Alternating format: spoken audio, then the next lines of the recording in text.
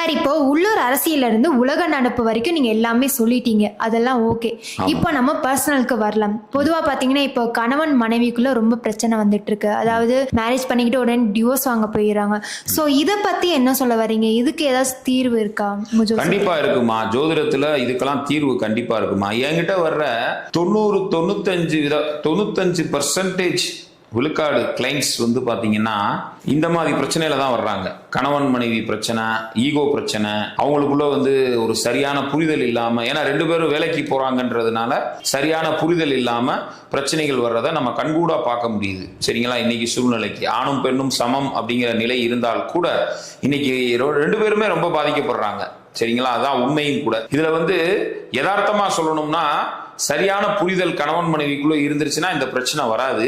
இதை ஜாதகத்துல நம்ம பார்க்கலாமான்னா தாராளமா நம்ம கணவன் மனைவி ஜாதகத்தை பார்த்தாலே அதை சொல்லிடலாம் ஈஸியா. சரிங்களா. ஆனா இதுக்கு தீர்வு என்ன அப்படின்னு பாத்தீங்கன்னா, மெயினா வெள்ளிக்கிழமை செவ்வாய்க்கிழமைகள்ல பெண்கள் வந்து பாத்தீங்கன்னா சாயங்காலம் விளக்கு போட்ட பிறகு வந்து தலைவிரி கோலத்துல இருக்கக்கூடாது. சரிங்களா.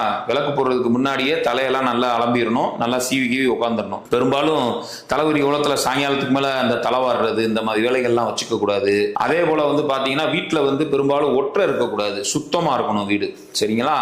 அதுபோக வந்து வெள்ளிக்கிழமை செவ்வாய்க்கிழமைகள்ல ஆண்களும் பொறுப்பா இருக்கணும். பெண்களை வந்து கண்கலங்க விடக்கூடாது, கட்டிய மனைவியை கண்கலங்க விடக்கூடாது. ஏன்னா மனைவி தான் சுக்கிரனுடைய ஆதிபத்தியம். சரிங்களா. அப்ப ஒரு நல்ல பொருளாதார விருத்தியோட இருக்கணும்னா சுக்கிரனை சந்தோஷமா வச்சுக்கிறணும். சுக்கிரனுடைய காரகம் யாரு? மனைவி தான். அப்ப மனைவியை வந்து எல்லா ஆண்களும் சந்தோஷமா வச்சுக்கிட்டாலே அவங்களுக்கு பணப்புழக்கம் உண்மையிலே நல்லா இருக்கும். இது பிராக்டிக்கலானது.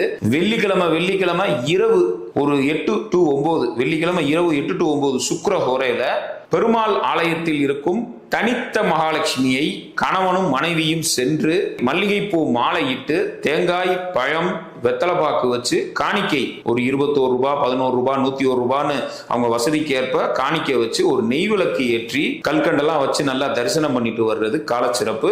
இல்லைன்னா கோயிலே நீங்க கல்கண்டு சாதம் வைக்க சொல்லி கூட அம்பாளுக்கு வந்து படையல் மாதிரி வச்சு மகாலட்சுமிக்கு நீங்க படைத்து அங்க நிவேதானம் செய்யலாம். நிவேதானம் செஞ்சா கண்டிப்பா கணவன் மனைவி ஒற்றுமை பலப்படும்.